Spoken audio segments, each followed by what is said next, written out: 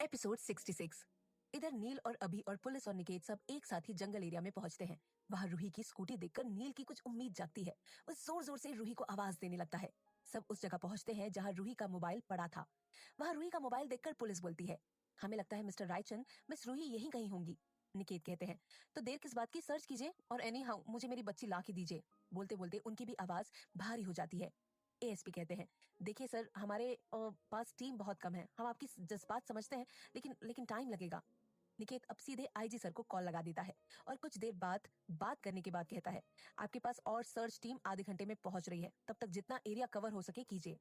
इधर सब नील के घर में थे। रिया, जिया, ईवा, रिंकी, ईशा, सबका रो रो कर बुरा हाल हो चुका था। लतिका, वंश, ऋतिका, रौनक, अनिक सब उन्हें समझा तो रहे थे, पर खुद के आंसू और डर उन्हें कैसे रोक के रखे थे वो ही जानते थे। रिया के फोन में अपने और रूही के मम्मी पापा का कॉल आया जा रहा था। उसके पास तो हिम्मत ही नहीं बची थी कि वो उन्हें कैसे बताए, लेकिन अनिक ने कहा, उठा लो रिया, तुम्हारा कॉल ना उठाना मम्मी पापा हो सकता है उससे और परेशान हो जाए। तो वो कांपते हाथों से कॉल रिसीव करती है और अनिक उसका दूसरा हाथ कस के पकड़ लेता है।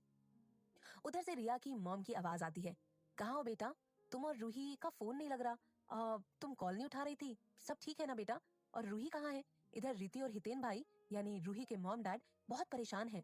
अब रिया के सब्र का बांध टूट जाता है और वो जोर जोर से रोने लगती है। तो रिया की मम्मी घबरा कर कहती है, बेटा बता ना, मेरा जी बहुत घबरा रहा है। जब रिया कुछ नहीं बोलती, बस रोती रहती है, तो रिया की मम्मी उससे बोलती है, तुझे मेरी कसम रिया, बता क्या हुआ बच्चे? अब रिया सिसकते सिसकते बोलती है, माँ, वो रूही रूही नहीं मिल रही है। बोलकर वो जोर जोर से रोने लगती है। तो लतिका उसका फोन ले लेती है और रिया और रूही के मॉम डैड को सब बताती है और सब ठीक होने की बात करती है। पर रिया और रूही के मॉम डैड रातों रात भोपाल से जबलपुर के लिए निकल पड़े थे। इधर रिया जब अपना रोना नहीं बंद करती तो अनिक उसे अपने गले से लगा लेता है और बोलता है, शांत हो जाओ रिया प्लीज, रूही को कुछ नहीं होगा, नील उसे ढूंढ के ले आएगा। जब अनिक को लगता है रिया चुप हो जाए तो वो उसे अपने से अलग करता है, पर रिया उसके बाहों में झूल जाती है। वो बेहोश हो गई थी। ये देखकर अनिक बहुत घबरा जाता है और रिया को लेकर नीचे वाले कमरे में ही ले जाकर लिटा देता है। अब सब उसकी ऐसी हालत को देखकर और परेशान हो जाते हैं और अनिक की तो सांसें ही अटक गई थी। ईशा कहती है, एक इंजेक्शन रिया को दे देती हूँ, और बोलती है, शायद स्ट्रेस की वजह से बेहोश हो गई हो, 1 घंटे में शायद होश आ जाए। अनिक रिया के पास रुक जाता है और बाकी सब लिविंग रूम में, तो कोई टेरेस में, तो कोई गार्डन में जाकर आंसू बहा रहा था। और नील, वर्तिक, निकेत और अभी का कॉल ट्राई किए जा रहे थे। उनकी लाइफ में कभी ये मोड भी आएगा उन्होंने सोचा नहीं था। विजया अभी आउट ऑफ टाउन गई हुई थी, इसलिए उन्हें किसी ने कुछ नहीं बताया था और अभिषेक को तो सब बताना पड़ा। आखिर उसके भी तो कई पुलिस ऑफिसरों से कनेक्शन है, वो भी जयपुर में रहते हुए भी यहाँ की सारी हेल्प कर रहे थे। निकेत के भी आंखों में आंसू आ गए थे, तभी अभी ने उनको संभाला। तभी वहां वर्तिक भी आ गया। नील रूही का नाम चिल्लाते चिल्लाते पसीने से भीग जाता है और वो लंबी लंबी सांसें लेने लगता है और कार के बोनट से टिक कर बैठ जाता है। तो सब डर जाते हैं और उसके पास आ जाते हैं और अभी नील के पीठ को सहलाता है। तो नील जल्दी जल्दी बोलने लगता है, अभी रूही ठीक नहीं है, I can feel it, I can't lose her, I can't live without her, please भाई, तू तो मेरी सारी बात मानता है ना, प्लीज सही सलामत उसे मेरे पास ला दे भाई, मैं जी नहीं पाऊंगा भाई प्लीज। वो अपनी बात पूरी कर पाता उससे पहले ही अभी उसे एक थप्पड़ मारता है और बोलता है, होश में आ नील, कुछ भी मत बोल, वो ठीक होगी, हमें उसे ढूंढना है, बोलकर नील को कसकर गले लगाता है और नील भी अभी को किसी छोटे बच्चे की तरह जकड़ लेता है। अभी नील को सब ठीक हो जाएगा बोलता है और कुछ देर बाद उससे अलग होकर उसकी शर्ट ऊपर के 2 बटन खोल देता है और वर्तिक वाटर बॉटल और टिश्यू पेपर ले आता है। अभी पानी नील के सर में डालता है और हल्के हाथों से हेड मसाज करता है और नील अपनी आंखें बंद करके बोनट से टिक जाता है। नील के डैड भी नील की हालत देखकर बहुत डर गए थे, पर अभी ने कहा, कभी कभी इस सिचुएशन में पैनिक अटैक आ जाता है। वो उन्हें समझा ही रहा था कि नील बोनट से उतर कर आता है। वो निकेत का हाथ पकड़ते हुए बोलता है, dad don't worry, I am fine, आपका बेटा इतना भी कमजोर नहीं है और आपसे वादा रहा, अब मैं रूही को वापस लेकर ही आऊंगा। निकेत कुछ बोलने वाले ही रहते हैं कि नील उनके गले लगते हुए बोलता है, रिलैक्स डैड, मैं खुद और रूही को सही सलामत रखूंगा, डोंट वरी अबाउट इट। और उसके पापा बस आई नो माई सन बोलकर उसके फोरहेड पे किस कर देते हैं। तभी नील के फोन में किसी का मैसेज आता है और नील थोड़ी दूर हटकर वर्तिक के पास आ जाता है और वो दोनों कुछ देर तक बात करते हैं।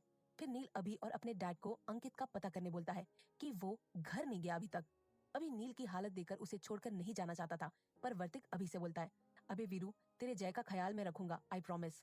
तभी अभी बोलता है, I trust you you idiot, बोलकर निकेत को लेकर वापस टाउन की ओर निकल जाता है। करीब 1 घंटे बाद नील के फोन पे अंकित का कॉल आता है और वो उसे 15 मिनट में शहर से दूर एक अंधेरी जगह पे बुलाता है। नील बिना देरी के वहां पहुंच जाता है तो सामने का नजारा देखकर उसके होश उड़ जाते हैं। अंकित शादी कर रहा था और रस्म मंगल सूत्र पहनाने की हो रही थी, लेकिन दुल्हन घूंघट में थी और उसे सोना और रेशमी ने दोनों ने बाजुओं से पकड़ रखा था और सोना ने एक हाथ से दुल्हन पर गन पॉइंट कर रखी थी।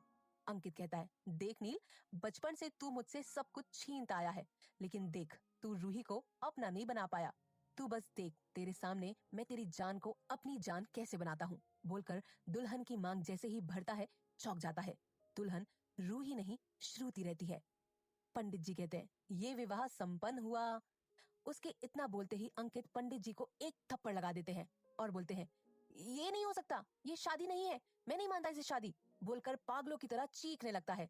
रेशमी भी अंकित को 2 थप्पड़ लगाती है और बोलती है, ए डॉक्टर, तूने तो कहा था कि तू रूही से शादी करेगा, फिर नील सिर्फ मेरा होगा।